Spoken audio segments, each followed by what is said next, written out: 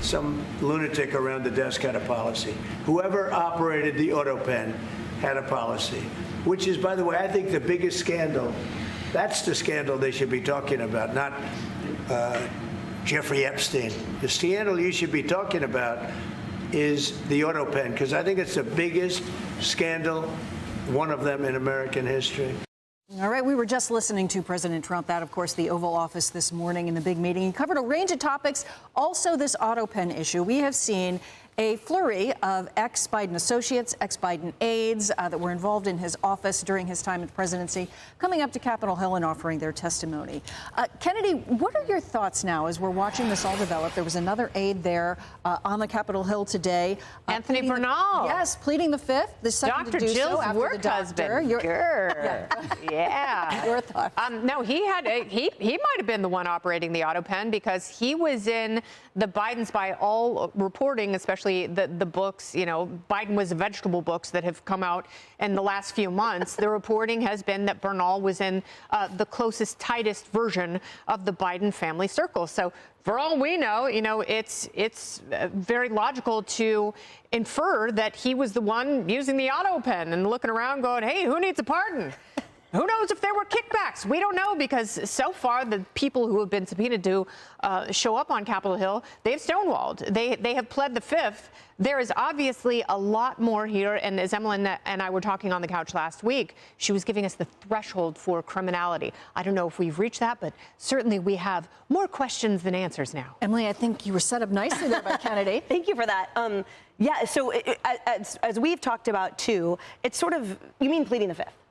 Do you mean pleading the fifth? Well, no, like pleading the fifth, yes. But so this is congressional, but it at some point might rise to a criminal investigation. Right. So essentially, the power of enforcement that Congress has is to refer it to the Department of Justice, and that's where it becomes criminal. And at the end of the day, this is a sacred protection, invoking the fifth, but legally it's sort of neutral, but frankly, in the public opinion, it's very, very doubtful that when someone invokes it, they receive anything less than a total suspicion, right? And for something that is in everyone's shared best interests, which is the cover-up of Biden's vegetableness, then that sort of casts a lot of doubt as to whether anyone is invested in it and what they do have to hide, because it seems so obvious to us that it was.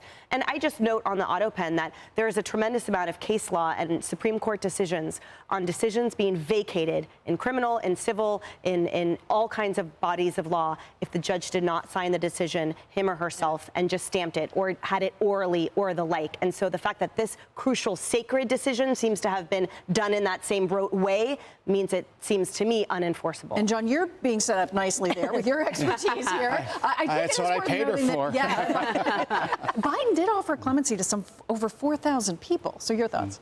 First of all, if you care about the Constitution and the rule of law, Trump is right. The auto pen is way more serious than Jeffrey Epstein, because you could have a series of aides here who seized the power of the presidency and used it for their own purposes.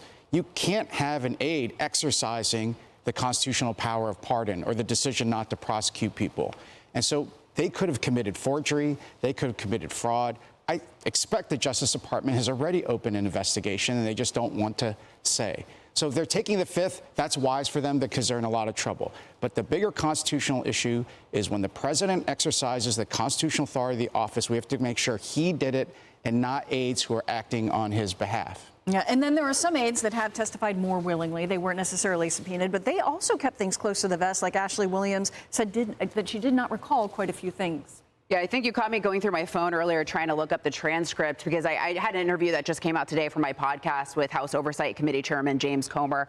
And he pointed out that the Constitution does not authorize a president to allow someone else to sign off on a pardon for him. Also, I'd asked him, look, because we saw Steve Bannon, Peter Navarro go to jail, held in contempt of Congress for not replying to the subpoenas, for ignoring them. And I said, look, are you prepared to go that far? Is the Trump administration prepared to go that far? He said yes. However, a lot of these people are pleading the fifth, which they have the constitutional right to do so. He also said he's going to go after the top staffers, and if that leads him to Biden family members as well.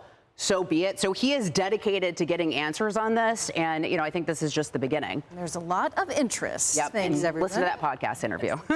Hey everyone, I'm Emily Campagno. Catch me and my co-hosts Harris Faulkner and Kaylee McEnany on Outnumbered every weekday at 12 p.m. Eastern, or set your DVR. Also, don't forget to subscribe to the Fox News YouTube page for daily highlights.